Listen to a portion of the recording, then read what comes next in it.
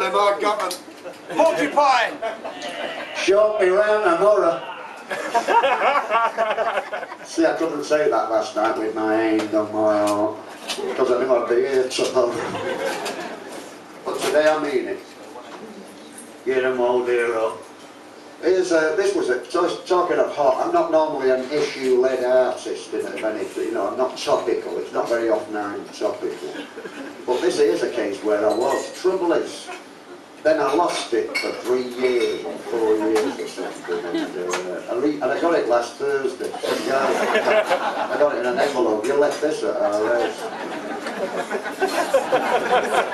It's not topical anymore, but I can't let it go because I think it's got an appeal beyond its mere topicality. I think there's a few lessons in here on the nature of mankind, you know. So let me explain. I was writing something completely different one day, and then on the news, because I have radio for the background, then the news came on, this just in. You know that G8 or whatever, G8, V8?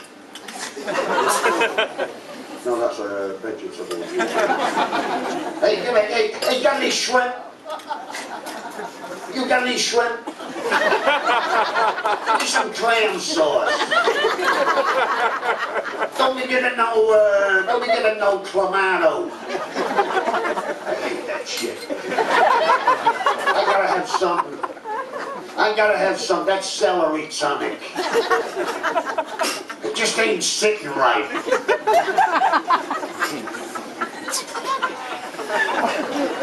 Give me a snappy peppy.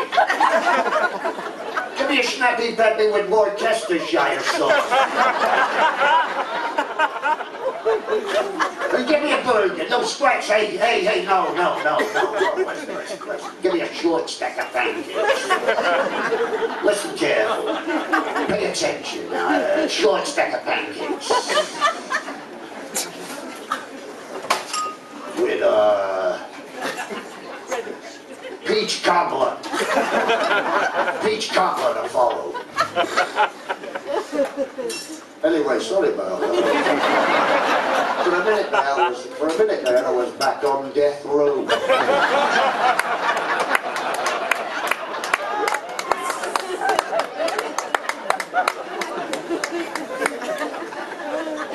This one's called,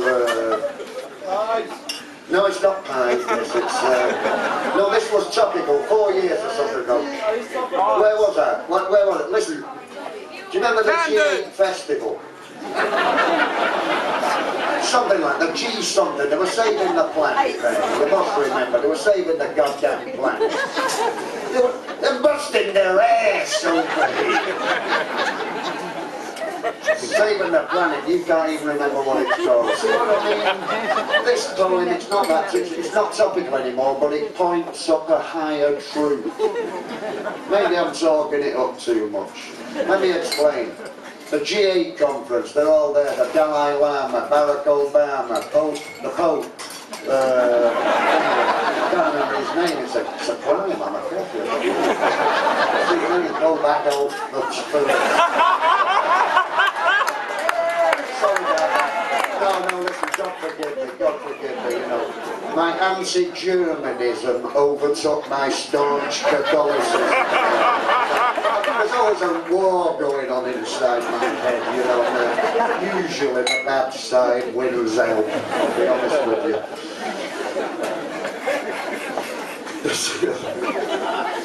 So this is called Bongo's Trousers, I'll tell you why.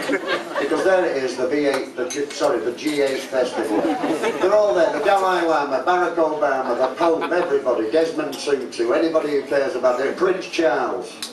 Everybody who cares about the planet one way or another. And of course, representing the disenfranchised rock and roll buying public, Bongo. Who else? Cometh the gig. Yeah. Cometh the guy.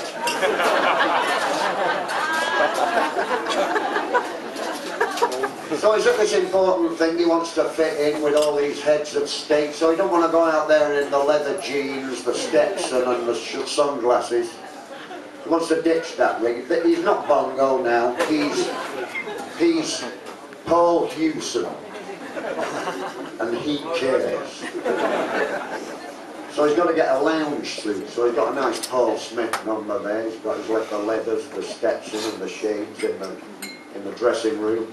And then after it's all over, he goes backstage to get back into his superhero costume. But it's gone. All his key pieces, the Stetson, the shades, the leathers, gone. And this stopped me in my tracks. I heard this on the BBC News Bulletin and I thought, Jesus, what if he's got a gig tomorrow night in Wembley or something? And he's showing up in a lounge suit. For a start, the hedge won't even recognise it. It's Lee's hedge. It's Paul Hewson, a.k.a. Bongo. Get off out of it. Fuck off out of it. Bongo has never owned a lounge suit.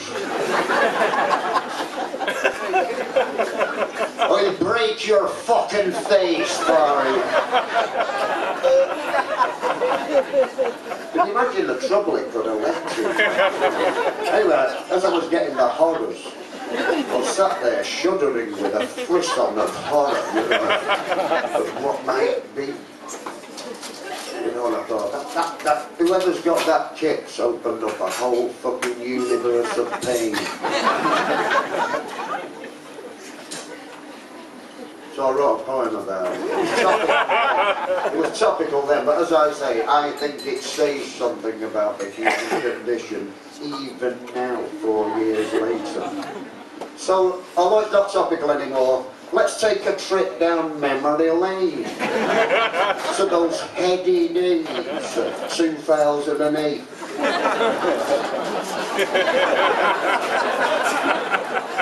Hey, tippy. Try to relive the magic. More than a feeling. This one's called Bongo's Trousers, naturally. It would seem inappropriate to call it anything else, given the number of times they crop up in this poetry.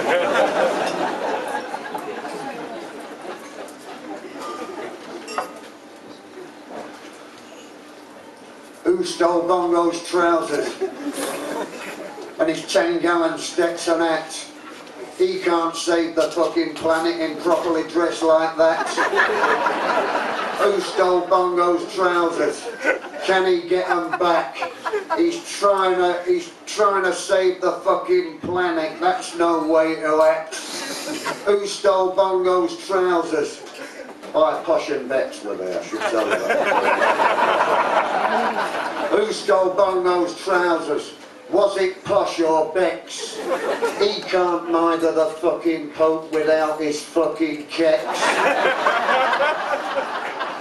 Politics is hard enough without this kind of shit. He'll give you some other stuff if you give him back his kit. Yes. Who stole that Stetson hat? Who stole those leather strides and those Vegas period Elvis shades with the gold Meccano sides? Trouser shades, 80-pound Stetson, can he have them back? He's cutting a deal about third world debts and please cut in some slack. He doesn't have to care so much, he's alright as it is. It's rare to find such selflessness, especially in the biz. Who stole Bongo's trousers? They must be fucking sick. Was it some sinister cunt or who was that chick? She said her name was Bernadette, but then she would say that. Anything to get those trousers, sunglasses and hats. Who stole Bongo's trousers and his $1 million shades? Was it the CIA or the Middle European chambermaids? Whoever stole Bongo's trousers, the wraparounds and hats, deserves to get their fingers broken. That's the end of that. I'd kick 'em up the holiday money should he ever show. 'Cause bongo minus trousers, I wouldn't want to know.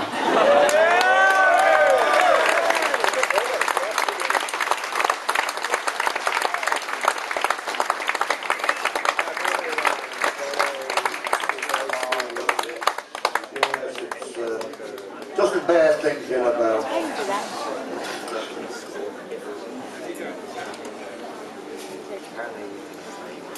So, you had any dope?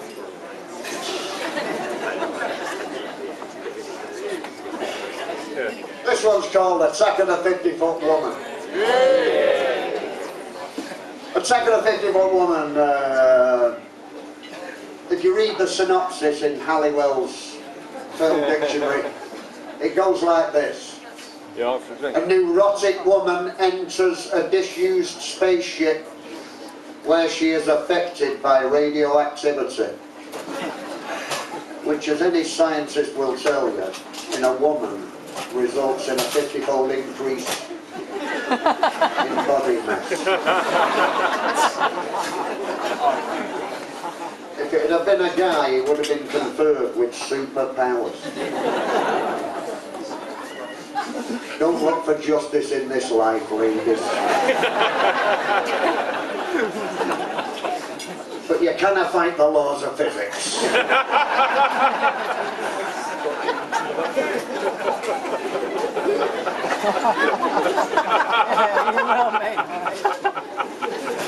Attack of the 50-Foot Woman, which I always read when it's in the paper. I always read it as Attack of the Soft Woman.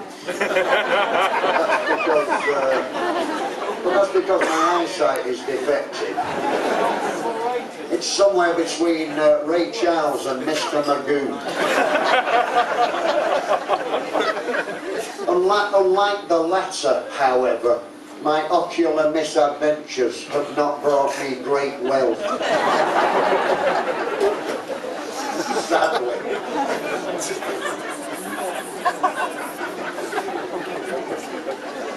So I've got bad eyesight, and today's typefaces don't help. Well, I should say typeface. The ubermensch of all typefaces must be Helvetica. It is the most rational and legible typeface yet wrought by the hand of man. It's no accident that motorway signage the world over is rendered in this most agreeable font. But it does have its problems, and I found out where that problem is. It has one glitch that I can see, and that glitch is when a capital L precedes a capital I, it inverts to the partially sighted, it looks like a capital U. So slimmer becomes summer, glitter becomes gutter. I found this out by watching the back credits at Top of the Pops in the late 70s.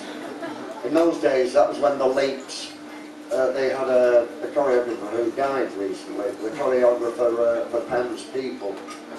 And I noticed on the back credits her name was Flick Colby. But it struck me.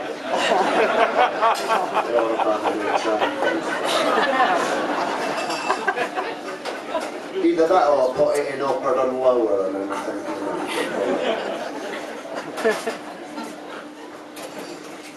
But it was Clint Eastwood, I felt.